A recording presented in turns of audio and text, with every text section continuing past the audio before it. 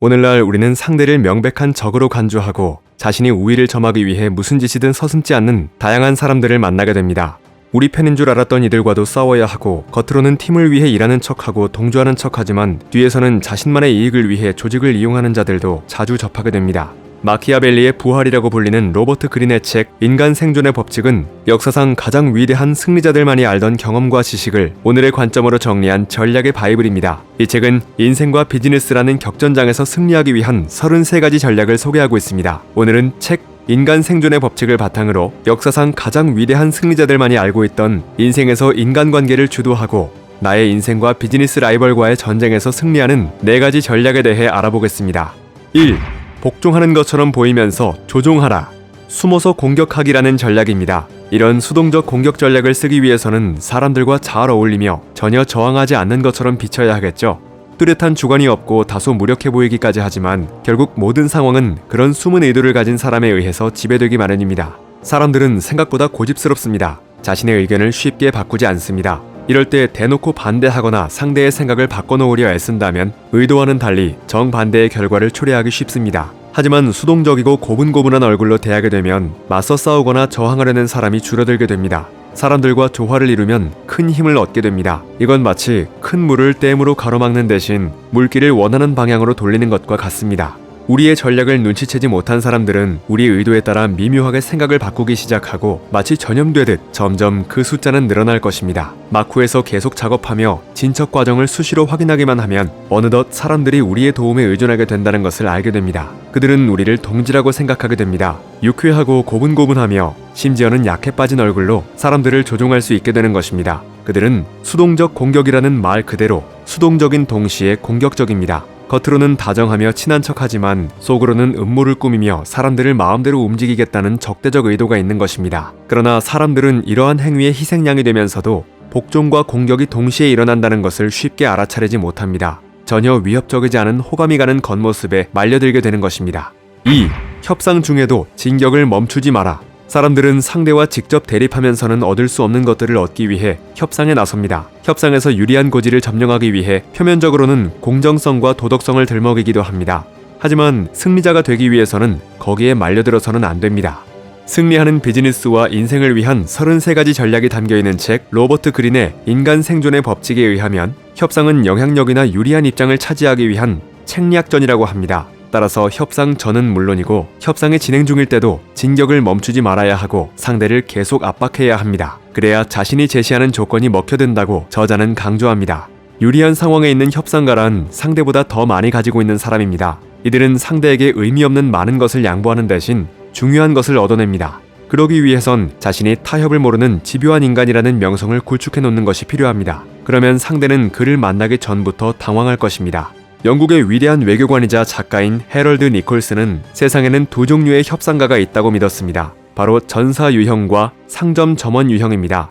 전사는 협상을 시간을 벌고 유리한 위치에 올라서기 위한 수단으로 이용하는 반면 점원은 원칙에 따라 상호 신뢰하에 서로의 입장을 조율해서 양측이 모두 만족할 수 있는 타결책을 찾는 유형입니다. 외교든 비즈니스든 상관없이 이러한 점원 유형의 협상가가 흔히 부딪히는 문제는 상대방을 자신과 같은 부류의 상식적인 점원이라고 가정했는데 알고 보니 실제로는 애초에 타협의 의지가 없던 전사를 대면하고 있는 경우입니다. 이런 상황에서 신뢰와 신임, 옳고 그름을 따지는 일은 얼마나 허망한 것일까요? 능란한 전사일수록 자신의 모습을 위장하는 데에도 대가입니다. 처음에 그들은 진실하고 우호적인 것처럼 보입니다. 그러다가 그들이 전사적 본색을 드러냈을 때는 이미 물이 엎질러졌다고 봐야 합니다. 협상이 더 깊어져 상황을 수정할 시간이 없어지면 전사의 먹이가 되는 운명은 피할 수 없게 됩니다. 잘 모르는 적과 분쟁이 벌어질 때 자신을 보호하는 최고의 방법은 전사의 역할로 맞대응하는 것입니다. 협상하는 동안에도 계속 진격하는 것입니다. 그렇게 하면 무리수다 싶을 정도로 너무 멀리 나아갔어도 한 걸음 뒤로 물러서서 상황을 수정할 시간은 있습니다. 점점 더 전사와 같은 인간들이 많아지는 세상에서 우리는 항상 칼날을 날카롭게 갈아두어야 합니다. 자신이 본성적으로 원칙과 타협을 중시하는 상점 점원형 인간이라 할지라도 말입니다. 3. 타인의 이익을 위해 노력하는 것처럼 보여라. 노력과 희생을 최소화하면서도 큰 목표를 이뤄나가는 방법의 하나로 동맹 네트워크를 만들어 다른 사람들이 자신의 부족한 부분을 채우게 만드는 전략이 있습니다.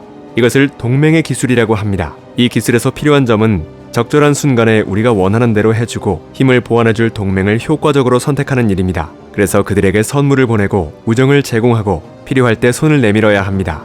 이러한 행동은 모두 우리의 진정한 목적을 감추고 그들을 우리 뜻대로 움직이게 만들기 위함이죠. 이와 동시에 상대방의 동맹에는 불화와 반목의 씨를 뿌려서 고립시키고 세력을 약화하는 방안을 마련해야 합니다. 그런데 사람들은 종종 더 많은 동맹을 맺을수록 유리하다고 생각하는 실수를 저지르기도 합니다. 동맹의 숫자가 많으면 그만큼 잦은 다툼에 휘말릴 위험도 커진다는 것을 알아야 합니다. 언제나 양보다는 질이 중요한 법입니다. 가장 완벽한 동맹의 상대는 우리가 홀로는 얻을 수 없는 무언가를 제공해 줄 수 있는 이들입니다.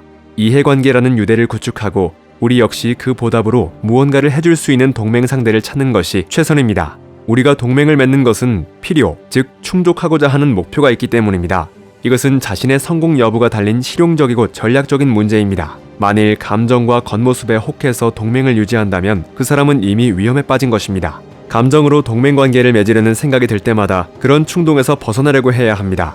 우정과 의리 등 감정적 필요는 개인적 삶을 위한 것이지 사회라는 전쟁터에 들어갈 때 이용할 수 있는 것이 아닙니다. 뼛속까지 단단히 현실적으로 되어 앞날을 미리 내다보고 상황을 최대한 유동성 있게 유지함으로써 동맹을 가치나 신의가 아니라 필요에 의한 것이라는 동맹을 목표를 향한 징검다리로 생각하며 전략을 세우는 것이 전쟁에서 최종 승자가 되는 길입니다. 4. 과거의 방식으로 싸우지 마라. 과거는 불필요한 집착, 진부한 반복, 승리나 패배에 대한 기억이라는 형태로 우리를 옥죄입니다. 따라서 과거를 버리고 현재에 반응하도록 노력해야 합니다. 과거에 썼던 방법을 다시 사용하는 우를 범해서는 안 됩니다. 가끔은 위험을 감수하고 새로운 방향을 개척하도록 애써야 합니다. 그러면 안락과 안정감에 빠져 있었다면 얻지 못했을 것들도 쉽게 성취할 수 있게 되며 그로 인해 상대는 우리의 다음 행동을 예상하기 어려워할 것입니다. 이것을 혁신자들의 전쟁법이라고 합니다. 일본 에도 시대 검객으로 이름을 떨친 미야모토 무사시는 생애 모든 결투에서 승리했는데 승리 요인은 단 한 가지였습니다. 적과 상황에 따라 적절하게 전략을 바꾸었다는 점입니다. 어떤 때는 평소와 달리 일찍 결투장에 도착했고 어떤 때는 늦게 갔으며 수적으로 우세한 적에게는 기습 공격을 했고 칼을 두 자루 쓰기도 했고 상대를 매우 놀라게 하거나 화를 부추기고 모독하는 방법을 쓰기도 했습니다. 반면 무사시의 적들은 과거와 똑같은 방식으로 싸웠습니다. 그러나 예전엔 잘 통했던 그 기술들은 무사시에겐 통하지 않았습니다. 혼란과 불균형에 빠진 적들은 순식간에 무릎을 꿇을 수밖에 없었습니다. 유럽 대부분을 점령했던 나폴레옹은 그가 신봉하는 전쟁의 원칙이 무엇이냐는 질문에 대해 자신은 과거의 어떤 원칙도 신봉하지 않는다고 답했습니다. 그의 천재성은 상황에 대응하는 능력, 즉 자신에게 주어진 것을 가장 잘 활용하는 능력에 있었습니다. 나쁘게 말하면 기회주의자의 최고봉이었던 것입니다. 대부분의 위대한 전략가들은 위기와 기회에 대단히 민감했고 과거의 방법에 사로잡히지 않았습니다. 그들은 편견 없이 있는 그대로 보고 판단하려 했으며 유연한 마음을 가졌습니다. 과거에 대해, 전통적인 것에 대해, 캐캐묵은 일처리 방식에 대해 가차없이 대해야 이길 수 있습니다. 마키아벨리의 부활이라고 불리는 로버트 그린의 책 인간 생존의 법칙은 피 튀기는 전장이건 사무실 정치를 좌우하는 회의실에서건 인생과 비즈니스의 모든 페이지에서 벌어지고 있는 전쟁에서 이기는 법을 제시하고 있습니다. 이 책은 역사 속의 진정한 전략가들이 펼친 흥미롭고 생생한 사례를 통해 상대방을 압도하는 법, 라이벌의 심리를 파악하는 법, 약자의 처지에서 협상하는 법 등 전통적인 전쟁의 기술에서부터 능수능란한 권모술수를 통한 모략의 기술까지 비즈니스와 인생의 격전장에서 실패를 막아내고 자신을 지켜내며 승리를 이끌어내는 33가지 전략을 소개하고 있습니다. 여러분들도 실제 사회생활을 하면서 겪게 될 다양한 충돌 상황들을 슬기롭게 대처하고 우리보다 우위에 서기 위해 무슨 짓이든 하는 사람들을 능숙하게 다룰 줄 아는 전략적인 전사가 되어보시기 바랍니다. 인간의 삶은 모두가 격전장입니다. 피할 수 없다면 적응해야 합니다. 그리고 이겨내야 합니다. 책갈피였습니다. 당신의 성공과 행복을 응원합니다.